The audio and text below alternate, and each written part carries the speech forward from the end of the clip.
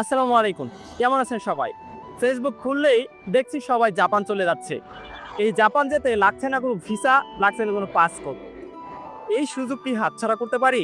এজন্যই চলে আসলাম গাজীপুরের এক টুকরো জাপান খ্যাত এই স্থানটিতে। By the way, welcome to my another video from গাজীপুরের হুতাপাড়া। সরি, গাজীপুরের এক টুকরো Japan. So let's explore this place.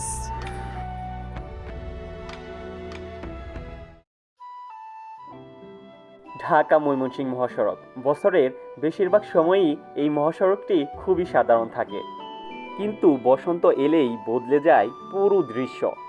রাস্তার ডিভাইডারে থাকা গাছগুলোতে ভিন্ন ভিন্ন ঋতুতে ফুটে নানান রকম ফুল। এখন চলছে বসন্তকাল। রাস্তার ডিভাইডারের ফুল গাছগুলোতে দেখা মিলছে কাঞ্চন ফুলের। এই কাঞ্চন ফুলগুলো দেখতে অনেকটা জাপানের বিখ্যাত চেরি ব্লসম ফুলের মতো। গোলাপি আর সাদা রঙের এই ফুলগুলো যখন একসাথে গাছে গাছে ফুটে ওঠে, তখন পুরো রাস্তা যেন এক স্বপ্নের মতো লাগে। দূর থেকে দেখলে মনে হয় যেন সত্যিই জাপানের কোনো রাস্তার পাশে দাঁড়িয়ে আছি।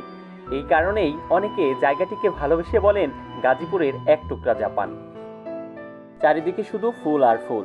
হালকা বাতাসে যখন ফুলগুলো দুলতে থাকে, তখন পুরো পরিবেশটা হয়ে ওঠে আর মনোমুগ্ধকর। বসন্তের এই সময়টাতে প্রকৃতি যেন নিজ হাতেই সাজিয়ে দেয় এই জায়গাটিকে। শহরের ব্যস্ততা থেকে একটু দূরে এসে এখানে দাঁড়ালে সত্যিই মনটা ভালো হয়ে যায়। চেরি ব্লসমের এই সৌন্দর্য উপভোগ করার জন্য প্রতিদিনই অনেক মানুষ এখানে আসছেন। কেউ ছবি তুলছেন, কেউ বা করছে ভিডিও, আবার কেউ শুধু দাঁড়িয়ে দাঁড়িয়ে এই দৃশ্যটা উপভোগ করছেন। বিশেষ করে বিকেলবেলা এখানে মানুষের ভিড় আরও বেড়ে যায়। অনেকেই এই সুন্দর মুহূর্তগুলোকে নিজেদের স্মৃতিতে ধরে রাখার চেষ্টা করছেন। আপনি যদি প্রকৃতি ভালোবাসেন আর বসন্তের ফুল দেখতে পছন্দ করেন, তাহলে একবার সময় করে ঘুরে যেতে পারেন গাজীপুরের এই হুতাপাড়া থেকে। তবে এখানে আসলে অবশ্যই পরিবেশ পরিষ্কার রাখার চেষ্টা করবেন এবং রাস্তার নিরাপত্তার দিকটিও খেয়াল রাখবেন, কারণ এটি একটি ব্যস্ততম মহাসড়ক। দেখা হচ্ছে পরবর্তী ভিডিওতে। ততক্ষণ সবাই ভালো থাকুন, সুস্থ থাকুন। আল্লাহ হাফেজ।